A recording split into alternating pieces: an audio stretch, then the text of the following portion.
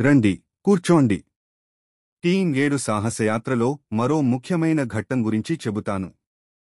ఇది Naruto episode 10 చక్ర అడవి ద ఫారెస్ట్ ఆఫ్ చక్ర కథ. కోలుకోవడం మరియు అనుమానం. భయంకరమైన పోరాటం ముగిసింది. మహాహంతకుడు జబుజా చనిపోయాడని అందరూ అనుకున్నారు. మన యువ నింజాలు నరుటో, సాసుకే మరియు సాకురా వంతెన కట్టే తాజునా ఇంట్లో విశ్రాంతి తీసుకుంటున్నారు. వారి గురువు కాకాషి ఆ యుద్ధంలో తీవ్రంగా గాయపడి షారింగాన్ శక్తిని అతిగా వాడటం వల్ల మంచానికే పరిమితమయ్యాడు. కాని కాకాషి ఒక సాధారణ గురువు కాదు. అతను ది కాపీ నింజా. విశ్రాంతి తీసుకుంటున్నా అతని దృష్టి పదును తగ్గలేదు. జబుజాను చంపాడని చెప్పబడిన ఆ ముసుగు ధరించిన యువకుడి చర్యల్లో ఏదో పొంతన లేదని గమనించాడు. నిజమైన ట్రాకర్ నింజా లక్ష్యాన్ని తక్షణమే చంపేస్తాడు. కాని ఆ యువకుడు వాడింది కేవలం పక్షవాతం కలిగించే సూదులు మాత్రమే. కాకాషికి దిగ్భ్రాంతికరమైన నిజం బోధపడింది. జబుజా ఇంకా బతికే ఉన్నాడు.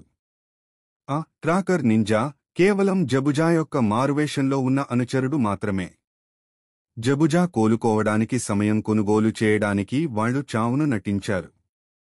ఒక వారం రోజుల్లో వాళ్లు తిరిగి వస్తారని కాకాషికి అర్థమైంది. కఠినమైన శిక్షణ ఆరంభం.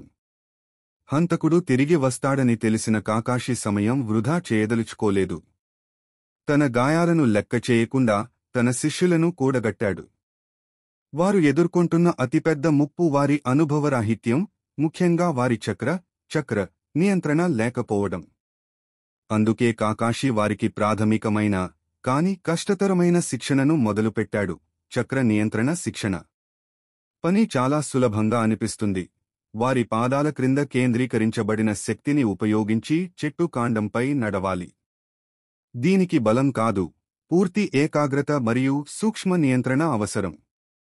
ఈ ముగ్గురిలో సాకురా అందరికంటే ముందు విజయం సాధించింది. ఆమె సహజమైన తెలివితేటలు మరియు చక్రను సరిగ్గా నియంత్రించగలిగే సామర్థ్యం కారణంగా ఆమె ఆ టెక్నిక్ను తక్షణమే నేర్చుకుంది. ఆమె తన సహచరులకు ఆదర్శంగా నిలిచింది. తన పోటీదారులను అధిగమించాలనే పట్టుదలతో ఉన్న సాస్కే తీవ్రమైన దృష్టితో శిక్షణలో మునిగిపోయాడు. లెక్కలేనన్ని సార్లు జారిపడ్డా తన ఉచిహా గర్వం అతన్ని ఆపలేదు.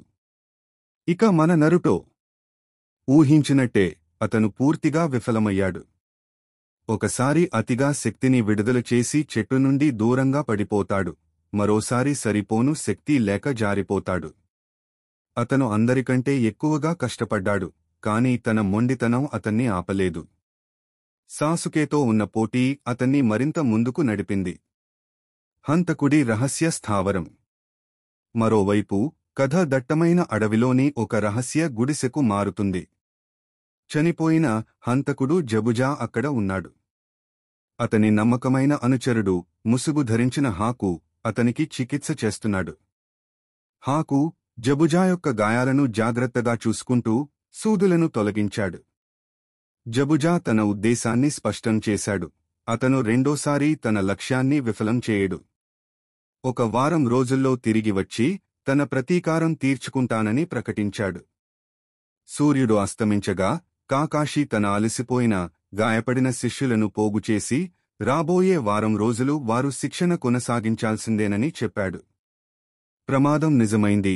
జబుజా తిరిగి వచ్చినప్పుడు అది చావోరేవో తేల్చుకునే పోరాటం అవుతుంది. ఇప్పుడు రంగం సిద్ధంగా ఉంది. సమయం పరిమితంగా ఉంది. అనివార్యమైన రెండవ దాడిని తట్టుకోవాలంటే మన హీరోలు కఠినంగా శిక్షణ పొందక తప్పదు.